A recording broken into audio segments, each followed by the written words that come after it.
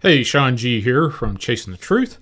You're about to get some of the best of samples of shows I've done over the last 5 years. God bless y'all and enjoy. um, to the point to where I go see him and go in his house at 10 o'clock at night to go see him because he's called a shot on me and I didn't do anything. So literally, I break in this man's house to go catch him while he's in his house and sit down with him and his fiance and say, "Look, man, what the hell is your problem?" And we squash that. Then he gets murdered, and his murder is my release from that side of life. Like I'm not beholden to anybody. There's nobody I need to be associated with from that old life. And so I go on and I end up having two sons and go through a divorce and I'm raising them and doing everything I'm supposed to do. And now we go into the paranormal world. And I think that all the things that I've been through, which have created kind of like a monster entrepreneur, like, and I don't say that like trying to be braggadocious, but like all the things, the twists and turns and things that I've been through when it comes to this industry, this industry is easy.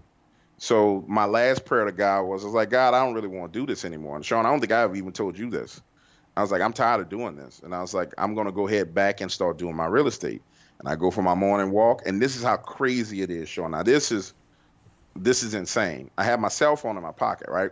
Mm-hmm. And when I walk, I listen to YouTube. So as I'm walking, the videos in my pocket, I guess my leg is brushing against the YouTube, the buttons. And so the videos start changing.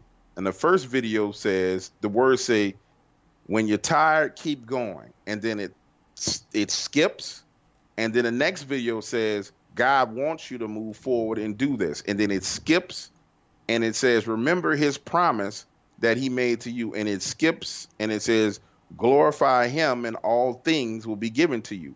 And then it skips. And these are completely different videos where the initial words of the videos are all these things. And it keeps skipping until it pretty much says a whole paragraph. And at the end, it says, keep moving forward. And these are individual videos that is just skipping, boom, boom. And I stop walking. I got my iced coffee in my hand. And I'm like, whoa. This is crazy. So come back home and I sit down. I go to my whiteboard and I said, okay, what do we need to do to glorify God in the paranormal realm? Because when you look at this realm of the paranormal, people are, and I hear it all the time because I have the phone where people call. People are experiencing things in their bedrooms at night that are demonic, that are alien-like creatures, that are little people, tiny people, ghosts, spirits, all these other things. The one thing that's in common is when they rebuke it in the name of God, it leaves. It doesn't matter what it is. There have been people who've had alien encounters in their bedrooms that called me, well, whatever it was, it looked like an alien. And when they rebuked it, it left. And I was like, well, okay, I think the only thing we can do with this is teach people how to defend themselves. And maybe my experience, which is transgressed or happened over the past 2 years of being scared and not knowing how to defend myself, maybe, just maybe, people can learn how to defend themselves from this content. So that's why when you start seeing the last set of stories, which I was testing YouTube, which was like Psalms 141, where I was sharing the stories where people were having encounters Mm-hmm. and the psalm that which should be used to dismiss that encounter. I took the liberty of adding the psalm in, but the encounter is what it is. But I took the liberty of saying, hey, this is what psalm you use to get rid of this, or this is what scripture you use to get rid of this. So unfortunately, when I started doing that, YouTube, as soon as I put something that had Christian values to it, YouTube stopped sending out the notifications. But that's why I don't really deal with YouTube. So I say all of that to say I was going to stop doing this, man. I'm actually very, very good at it, but now this is God's plan. It's not my plan, so I'm just going to keep rolling with it. And I'm looking to see what comes my way and what He wants me to do. And I think it's amazing that if you look at like TalkStream Live, Paranormal app, and you see how Dark Waters Radio ranks religiously and consistently in the top 10, holding number one spot in the daytime for hours. It's amazing because the content that's put out is old content. The new content is not even coming out yet. I haven't got everything squared away to where the new shows are there. Like your show is there. Paul's show isn't there. Kirby's show isn't there. Diana's show isn't there yet. I'm still hammering out the rest of the shows. So I just think that what's going to happen is over time, this is going to be elevated to heights that I never imagined it being elevated to. I don't know. I don't know where it's going, but I don't see it going down. You know what I'm saying? Right. Wow. That got kind of personal there for a minute. We said tell-all, right? Yeah, this is a tell-all. Mm-hmm. So, let's see. So we went down that. Okay, let's skip backwards a little bit. That crazy electronic voice interviews that you've done. Who's behind that electronic voice, or can you share that? Which one? The one with the Dogman interview? I can't. Dogman Nation. It might have been. It was the electronic voice was a male English accent kind of. Yeah, that's the guy. That was a Dogman Nation guy. So I get a phone call from a group of guys who wanted to start a YouTube channel. They wanted to share information with me about Dogman, Bigfoot. They said they knew the origins of skinwalkers and dogmen. And imagine taking a phone call, but it's not one person online. It's three people on their phone plus me. But the initial conversation, I thought I was talking to one person. Then they didn't say, well, it's three of us on the phone. Then these other voices come in. I'm like, what the hell is going on? And so they're like, look, we've been listening to you. We want to share some stories with you and da-da-da-da-da. We kind of want to do our own YouTube channel, but our traditions won't allow us to use our own voices because this is information that we can't share. We want to share it through you. And I'm like, all right, cool. You know, so we start talking and they start talking about all these Native American legends and stories. And they talk about little people, stargates, demons. They talk about all kinds of stuff that at that point in time I had never even heard of. And initially I thought they were lying. And so it turns out, I said, well, look, I want to do the stories. I was like, but I need you guys to sign a documentation so I can have rights to use the story whenever I want to. They start hemming and hawing. Well, we want to do our own YouTube channel. All right, cool. Whatever I could do to help you out, do. Then they call me back. It's like, well, we want to do an interview. I'm like, well, how the hell are you going to do an interview if you don't use your voice? I said, you can't do an interview. You want to use a voice changer? It was like, no. We're going to use this synthetic computer voice where we type the questions and then it asks you the questions and then you turn around and you answer it. I'm like, that's kind of freaking weird. Yeah. And he's like, no. Well, this is what we're going to do. We're going to send you the list of questions. You answer the questions. We're going to drop it in and you can hear it before we put it out. I'm like, all right, whatever, cool. As long as y'all don't change what I'm saying up and make me sound like an idiot, I don't really care, right? So a couple of weeks pass. I get a list of questions, and then I start trying to get them to join the Dark Waters family. These were actually the first group of people that I wanted to bring on board and hire, but I had to get them past, you know, their beliefs and traditions, and I didn't know for sure that it was, you know, kind of you will be shunned from certain tribes based on the information that you share. But now I understand that, you know, they're not supposed to tell that information at all. You know, it's like, hey, this is sacred to us. We don't share it with people. Yeah, you know, it's like the guy that I'm interviewing now. Yeah, like they're not supposed to share none of that. No. So, and send the questions I recorded, I sent it off to them, like, whatever, all right, cool. I'll promote you guys, right? They do like the origins of skinwalkers, then they turn around, they do my interview. And I always thought it was funny because the guy's voice that they used sounded a lot like Vic Cundiff. It was like, this sounds exactly like Vic. And then I was like, well, maybe this is him and his people trying to mess with me. But it never turned out that that's what it was. I mean, these guys were legit. So then we have another conversation after all that comes out. I think their video got like 20,000 views. It was ridiculous. And I was like, look, why don't you guys just work with me and we'll work on finding a way to get somebody else to voice what you're telling them. I said, I'll hire someone to voice it other than me. And then it was like, well, we're getting offers to work with other people.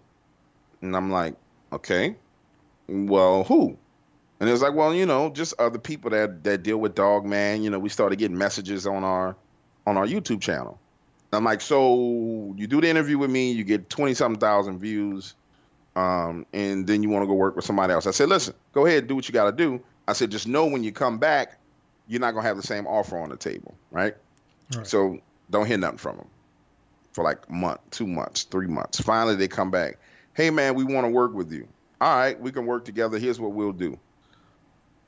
Give me the release for these stories. So I got them to tell me 6 stories, sign a release, and I said, I'll compensate you for them and I'm gonna buy it from you. And I said, we'll figure out where we go from there. So I just bought the stories, like literally compensated them for the stories, and then told them go about their business. Like I still got them, but my thing is this: if you didn't want to work with me and you saw the success up front, and you decided you want to go kind of like the grass is green on the other side, then I don't trust you to do anything later on. So, most I could do is I'll buy the stories from you and I'll hold on to them, the rights to use the story. So I bought the right to use the story, held on to them. They never put them out because I told them, I said, you put them out on your channel, I'm suing you. And that's why you see the channel went dead and nothing's there, because I told them, you put them out, I'm suing the shit out of you.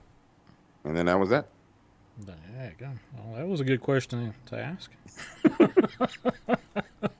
Out of nowhere, which after was a bunch of.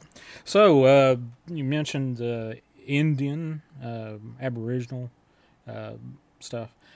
As you know, you probably know all the content that I've created so far that hasn't even aired. I'm leaning toward Aboriginal content right now with the paranormal. Okay, so what's the percentage of Aboriginal involvement with aspects, if not the entirety, of the stories that you've been in contact with? Now I know that you're really where you're in New Orleans, you're awash with the culture in New Orleans and voodoo and hoodoo and all that, and I know there's aspects that cross over into Aboriginal. How much? Well, let's see. Yeah, how much of it is Aboriginal? The stories that you're aware of versus other avenues of paranormal. Does that make sense? Yeah. Yeah, it makes a lot of sense. So when we talk about New Orleans in particular, New Orleans is a melting pot of cultures and beliefs because you were a port city and you had hoodoo, voodoo, Santeria, you have Catholicism, you have Protestant beliefs, you have all this stuff blending together along with Native American traditions. But the stories primarily that come from here are voodoo, hoodoo, and ghost stories. So there's not a lot. As far as me talking to people who with Native American backgrounds or Aborigine backgrounds, whatever you want to call it, I haven't had much exposure to that at all, to be honest with you. I've maybe talked about 3 people, excluding that group of the original 3. So let's consider those 3 people one person. But 3 people, 3 groups are 3 people in total. So 5 in total who've shared stories with me. One of that group was completely crazy. I mean, completely insane. And after 2 conversations with him, I was like, bro, don't call me again. So not much information has come to me from that angle. Now, some information has come from my guys who were hunting cryptids. They shared a little bit of information with me, especially about giants, about things that were being found in the Grand Canyon. But in the middle of that conversation, the phones all went dead.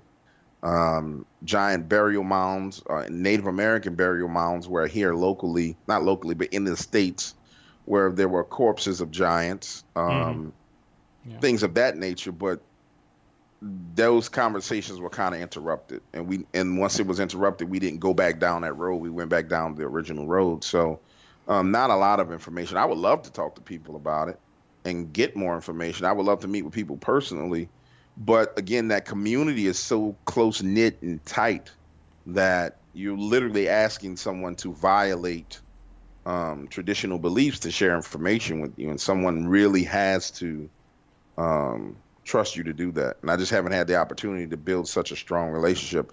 Those 3 guys I thought were going to be that relationship, but I think what ended up happening is the same thing that always happens is, you know, people listen to, they won't just, they listen to other people's words, but never see the actions on that other person's have. Or I always give you an action first. So I always act first to show you that I'm serious. And then I'll talk. So I'll do something. I'm going to do this for you. Boom. And then I'll start talking about what I'm going to do next. And I think sometimes what happens is people listen to the talk, but there's no action along with the talk, and they got caught up in that. And I just don't go back and forth like that with people. So the answer is not much. I would love to have more, but I don't know how to get it, you know? Well, that's a hard question. My contact that I've done 3 interviews with, the guy C, it sort of just fell into my lap. Before you said, "Hey, Sean, you want to do a podcast, bro?" And I was like, "Oh, okay, sure, why not?" It was just like all of a sudden, all these people wanted to come talk to me, and here's a ghost story here. I saw a cryptid there, but I literally have been presented with a lot of unbelievable stories, but and there's some stuff that I've shared with you, but I'm not going to share right now, that have popped in my lap that I'm sitting and going, well, if I get this story in my lap, whatever it's contained in, I want it blessed and exercised before it walks through my door. Oh yeah, I remember we talked about that. Yeah, you definitely want that. Now, for the listeners that are actually listening with this thus far, I know a lot of people drop off after like an hour and a half, but literally, folks, as soon as James Dark Waters come to me and said, "Hey, Sean, you want to do this podcast?" I was looking heavily into the paranormal, as he first mentioned earlier in the podcast, and I've come across a few stories beforehand. But after he said, "Hey, Sean, let's do this," it's literally, wow, okay, holy cow, that really happened. If you want to see part of it, obviously it's all the stuff that Dark has said is literally just now starting to hit me. Well, I'm gonna go ahead and share it. Before he said, "Hey, Sean, you want to do a tell-all with me? Are you ready for this?" And I was like, "Yeah." He said, "Are you really ready for this?" And then he went into some of the aspects of what happens to show hosts and people that really want to get into this entertainment business kind of thing. And I guess everything that has led up to now has presented to me that my belief in God. Well, I can't even say it's a belief.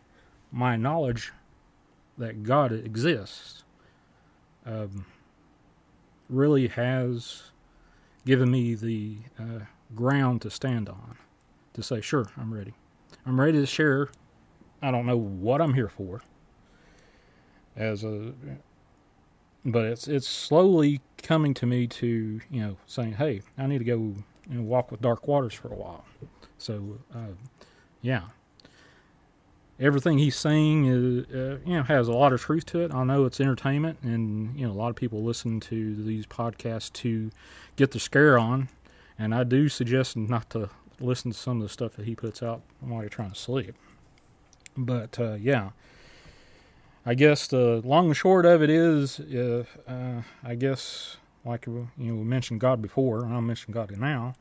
Everything that I went through, even the horde stuff of losing a leg, put me in a place to be steadfast to say, yeah, I want to do this. And I don't take it lightly. I may have took it lightly when I said, well, heck yeah, I'll go ahead and do that. But everything was pointing toward, one of the reasons why I actually called into your show that first time, it wasn't that I heard, one of the show hosts that I was doing some work with, Jim Mallard, he was on his show one night, and I was like, well, hey, this is a cool dude. I like what he's talking about. So I listened to you again. But one of the reasons why that attracted me, not just because of your stories, is I have not shared this with you, but I dated a Cherokee princess once, and her uncle is a chief in Pennsylvania over the Cherokee tribe, one of the Cherokee tribes up there. And he had a dream about me, and he gave me a name, Still Waters. Wow. And that being said, that's why I was like, Dark Waters, you know, it's kind of weird, but that's one of the reasons I stuck with you. To, share a story. I said, well, I don't want to share a story. I know I don't remember which one I shared with you first. I think it might have been that one with I remember. It was the one about the guy the spirit of the guy who would be by people's bedsides when they were doing the sleep therapy, and they would see this guy. I can't remember his name, but it was a ghost that was a male ghost that was always around. Oh yeah. And then the second one was the guy who died and went to hell and came back and was burning. The dude's name that you're referring to, his name is Carson. Carson. Yeah. Well, I don't want to take you. Well, this is your tale also. I'll share this with you later on sometime in another podcast. But yeah, that was one of the reasons I came to you and say, hey, well, why don't I just share a couple of them? There's a bunch. You mentioned about how you became a storyteller. Reason I'm so well, I'm not saying I'm so good at telling stories, but the reason I like telling stories is I grew up in a culture that, I don't know if you've heard of the story format called Jack Tales. I don't know if No, Jack Tales it's an Appalachian, or Appalachian, depending on where on the Appalachian Trail you are. This is kind of like a hero little boy that is sort of like a moral of the story kind of dude, but with an attitude. And gotcha. But that's where I come from. I can tell stories and then weave in jokes along with it. And I know I do tell a lot of jokes, and a lot of people think I'm either a paranormal kind of guy, or I crack jokes all the time. And that's where I come from. Is I literally have went to these festivals of Jack Tales, where people literally, their language, they don't write the stories down. They all talk from memory. These aren't stories. You can pick up stories like from the internet. Like a couple of people I've talked to privately, I've told them the same story, and they said, well, tell me some Jack Tales. And an hour later, I told 10 or 12 Jack Tales, just from memory.